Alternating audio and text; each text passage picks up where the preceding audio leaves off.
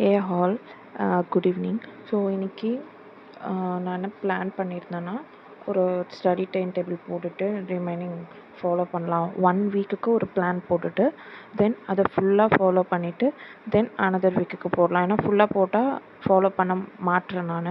So நீங்களாம் எப்படின்னு தெரியல. ஸோ நான் வந்து ஃபாலோ பண்ண மாட்டேன்.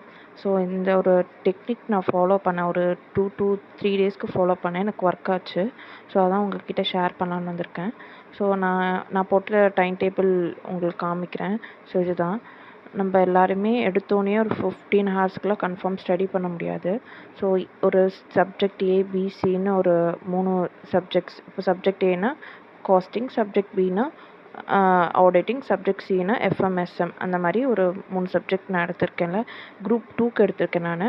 ஸோ எப்படி பிரிச்சிருக்கேன்னா, டே 1 டே ஐ மீன் 1 வீக்குக்கானது டே 1 டே 2 அந்த மாதிரி லைனாக டே 1 to 7 வரைக்கும் போட்டிருக்கேன்.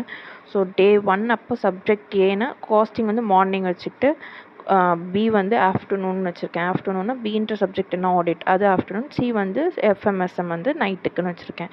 அதுமாதிரி டே 2க்கு வந்து பி வந்து மார்னிங் போட்டிருந்தேன்னா பின்ற சப்ஜெக்ட் என்ன ஆடிட் வந்து மார்னிங், சி ஆஃப்டர்நூன்றது, சின்ற சப்ஜெக்ட் என்ன எஃப்எம்எஸ்எம், அண்ட் ஏன்ற சப்ஜெக்ட் காஸ்டிங்.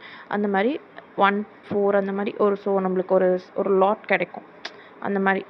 அதே மாதிரி டே 7க்கு ஒரு மார்க் டெஸ்ட் எழுதிடலாம்.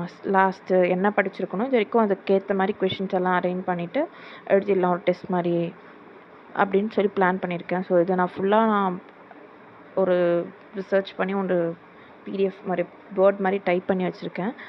என்னென்னா இந்த டெக்னிக்கில் வந்து 25 மினிட்ஸ் நம்ம வந்து ஸ்டடி பண்ணணும்.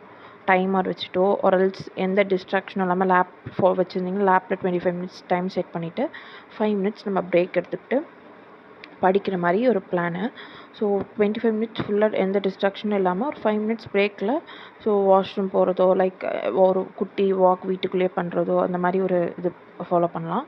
இந்த மாதிரி நம்மளுக்கு வந்து ஒரு 5 மினிட்ஸ் பிரேக், 25 மினிட்ஸ் படிக்கணும், 5 மினிட்ஸ் பிரேக், அகெயின் 25 மினிட்ஸ் படிக்கணும், 5 மினிட்ஸ் பிரேக். இந்த மாதிரி 2 ஹார்ஸ்க்கு வந்து நான் ஸ்லாட் பிளான் பண்ணியிருந்தேன்.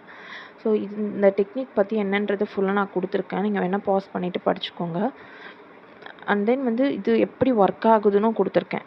எப்படி ஒர்க் ஆகுது எக்ஸாம்பிளும் கீழே கொடுத்துருக்கேன். இப்போ நான் வந்து ஒய் இட் ஒர்க்ஸ் அப்படின்னா, நம்ம 25 மினிட்ஸ்க்கு வந்து ஃபுல்லாக கான்சன்ட்ரேட் பண்ணி நம்மளால் படிக்க முடியும் எந்த டிஸ்ட்ராக்ஷனுமே இல்லாமல்.